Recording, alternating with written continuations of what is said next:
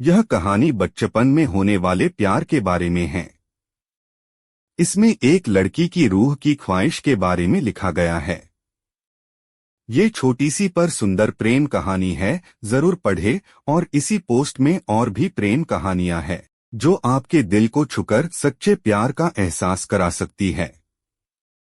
यह कहानी तब की है जब हम नई सोसाइटी में शिफ्ट हुए थे और मैं अपने फाइनल एग्जाम का आखिरी टेस्ट पेपर देने के बाद दोपहर के वक्त घर लौट रहा था। वह सोसाइटी मेरे लिए पूरी तरह नई थी। मैं वहां पर किसी को भी नहीं जानता था। यह प्रेम कहानी भी पढ़े, पहले प्यार की आखिरी दास्तान। बस 2 दिन पहले ही हम शिफ्ट हुए थे। चलते चलते रास्ते में मुझे किसी लड़की ने पीछे से आवाज दी, HII कृष्णा, कैसे हो तुम। मैंने पीछे मुड़ के देखा तो वहां एक सुंदर लड़की खड़ी थी। मैंने उससे पूछा, कौन हो तुम और मेरा नाम कैसे जानती हो। वह बोली, मैंने तुम्हारी मम्मी और तुम्हें बात करते सुना था, तब मुझे तुम्हारा नाम पता चला। वह मेरे पास आई और हैंडशेक किया। उसने उसका नाम मीरा बताया। मुझे उसकी आवाज अच्छी लगी थी। फिर हम बात करते हुए सोसाइटी के मेन गेट तक गए। वह बोली कि मैं D-win building number 18 flat number 203 में रहती हूँ। मेरे सारे फ्रेंड्स गर्मी की छुट्टियों के लिए गांव गए हैं। क्या मैं तुम्हारे साथ खेलने आ सकती हूँ। मैंने कहा, जरूर, क्यों नहीं, जरूर आ सकती हो। वैसे मैं भी यहाँ नया हूँ और मेरी बिल्डिंग के बच्चे भी गांव चले गए हैं। ऊपर से मैं यहाँ पर किसी को जानता भी नहीं। तुम 5 बजे आ जाना, हम गार्डन में टेनिस खेलेंगे। यह सुनकर वह खुश होकर घर चली गई। फिर मैं इंतजार करने लगा। 5 बजने का मैं 4:30 बजे ही टेनिस रैकेट लेकर गार्डन में पहुंचा। लेकिन मीरा मुझसे पहले वहां आकर बेंच पर बैठी थी। मैं उसके नजदीक जाकर बैठ गया और पूछा कि तुम कब से यहाँ पर बैठी हो। वह बोली, जस्ट अभी आई हूँ। तुम भी बड़े जल्दी आ गए। चलो हम टेनिस खेलते हैं। फिर हमने हंसी मजाक करते हुए टेनिस खेला। वो काफी अच्छा टेनिस खेल लेती थी। बाद में हमने थोड़ी देर बैठकर गप्पे लड़ाई। मैंने मीरा से पूछा कि तुम्हें क्या क्या पसंद है।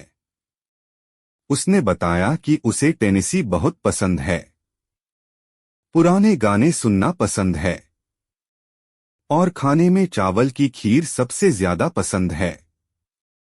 मैं पूरा पतीला चाट कर जाती हूँ। इसी तरह हम रोज गार्डन में ही मिलने लगे। मैं कभी कभी मीरा के लिए अपनी मम्मी से चावल की खीर बनवाकर ले जाता था। वह बड़े मजे से खाती और मेरी मम्मी की तारीफ करती थी।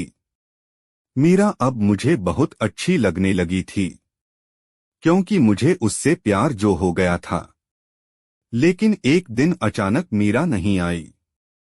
उस शाम मैं 8 बजे तक गार्डन में अकेले ही उसका इंतजार करता रहा और उदास होकर घर वापस लौट गया। घर पहुंचकर मीरा के बारे में ही सोचता रहा कि वह आज मुझसे मिलने क्यों नहीं आई। सी रात मेरे साथ एक अजीब घटना घटी।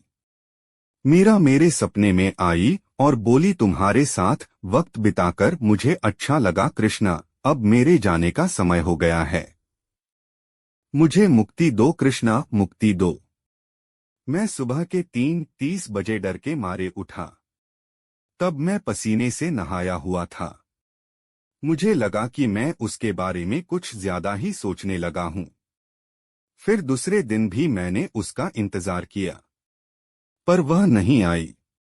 उसके बाद से मीरा हर रात को मेरे सपने में आने लगी और बार बार एक ही शब्द, मुक्ति दो कृष्णा, मुक्ति दो कृष्णा। फिर मैंने सोचा कि आज वह आए या न आए, मैं उससे मिलने उसके घर पर जाऊंगा।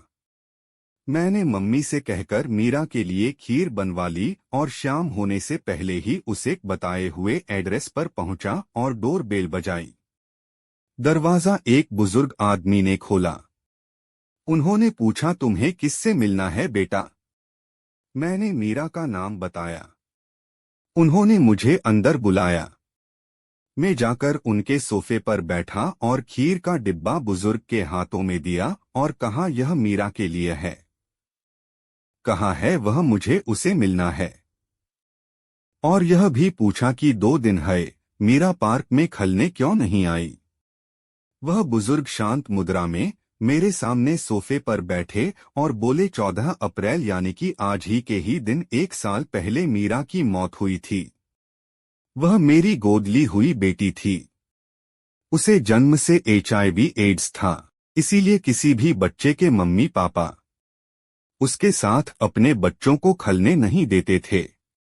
वह घर पर अकेले ही बैठे रहती थी। उसे हमेशा लगता था कि उसके साथ भी कोई खेलने आए, पर यह कभी संभव ना हो सका और आखिर में पिछले साल उसकी मौत हो गई। मीरा की कहानी सुनने के बाद मेरी आंखें छलक गई। फिर मैंने उस बुजुर्ग को अब तक की सारी हकीकत बताई और मुझे आने वाले सपनों के बारे में भी बताया। वह बोले, शायद आज तुमने उसकी आखिरी ख्वाहिश पूरी की है।